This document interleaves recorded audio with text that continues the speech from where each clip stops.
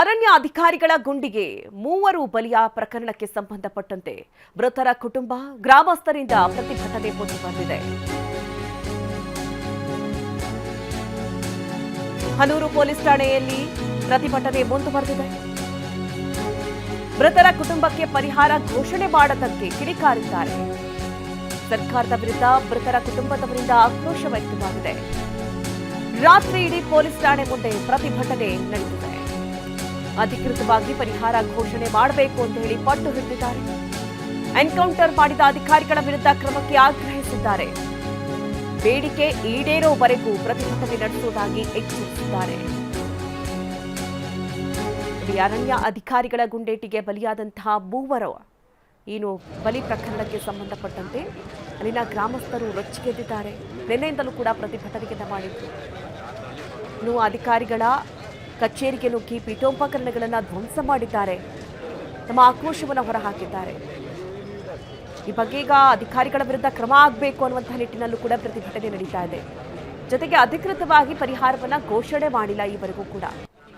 ಹಾಗಾಗಿ ಗ್ರಾಮಸ್ಥರು ಪರಿಹಾರವನ್ನು ಘೋಷಣೆ ಮಾಡೋವರೆಗೂ ಕೂಡ ಈ ಪ್ರತಿಭಟನೆ ನಿಲ್ಲಿಸಲ್ಲ ಅಂತಿದ್ದಾರೆ. ಜೊತೆಗೆ ಅರಣ್ಯ ಅಧಿಕಾರಿಗಳ ವಿರುದ್ಧ ಕ್ರಮಕ್ಕೆ ಆಗ್ರಹಿಸಿದ್ದಾರೆ. ನಿನ್ನೆ ರಾತ್ರಿ ಹಾನೂರು ಪೊಲೀಸ್ ಸ್ಟೇಷನ್ ಮುಂದೆ ಕಂಡುಬಂದಂತಹ ದೃಶ್ಯಗಳಿದು.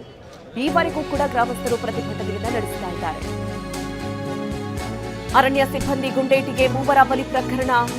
ಕೊನೆಗೂ ಅರಣ್ಯ ಇಲಾಖೆಯ ಅಧಿಕಾರಿಗಳ ವಿರುದ್ಧ ಎಫ್ಐಆರ್ ದಾಖಲಾಗಿದೆ. ಅಧಿಕಾರಿಗಳ ವಿರುದ್ಧ ಕೊಲೆ ಪ್ರಕರಣ ದಾಖಲಾಗಿದೆ. ಹನೂರು ಪೊಲೀಸ್ ಠಾಣೆಯಲ್ಲಿ ಎಫ್ಐಆರ್. ಚಾಮರಾಜನಗರ ಜಿಲ್ಲೆ ಹನೂರು ಪೊಲೀಸ್ ಠಾಣೆಯಲ್ಲಿ ಎಫ್ಐಆರ್ ದಾಖಲಾಗಿದೆ. ಆಂಟನಿ ಸ್ವಾಮಿ ಪತ್ನಿ ನುರ್ತಾ ಮೇರಿ ದೂರು ಆಧರಿಸಿ ಕೇಸನ್ನು ದಾಖಲಿಸಲಾಗಿದೆ. ಹನೂರು ವಿಭಾಗದ ಅರಣ್ಯ ಅಧಿಕಾರಿಗಳ ವಿರುದ್ಧ ಕೇಸ್ ದಾಖಲಾಗಿದ್ದು, ನಿರ್ದಿಷ್ಟ ಹೆಸರು ನಮೂದಿಸದೆ ಅರಣ್ಯ ಅಧಿಕಾರಿಗಳು ಅಂತ ಮೊಕದ್ದಮೆ ಹೂಡಿದ್ದಾರೆ. ಬಿಎನ್ಎಸ್ ಸೆಕ್ಷನ್ 103(1) ಅಡಿಯಲ್ಲಿ ಅರಣ್ಯ ಅಧಿಕಾರಿಗಳ ವಿರುದ್ಧ ಕೇಸ್ ದಾಖಲಾಗಿದೆ. ಹಸುಗಳನ್ನ ಹುಡುಕೊಂಡು ಅರಣ್ಯಕ್ಕೆ ಹೋಗಿದ್ದಾಗ ಕೊಲೆ ಅಂತ ಹೇಳಿ ದೂರನ್ನ ಕೊಟ್ಟಿದ್ದಾರೆ ಕುಟುಂಬಸ್ಥರು.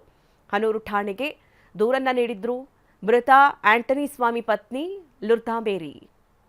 ಹೀಗಾಗಿ ಆ ದೂರನ್ನ ಆಧರಿಸಿ ಈಗ ಎಫ್ಐಆರ್ ಅನ್ನ ದಾಖಲಿಸಲಾಗಿದೆ.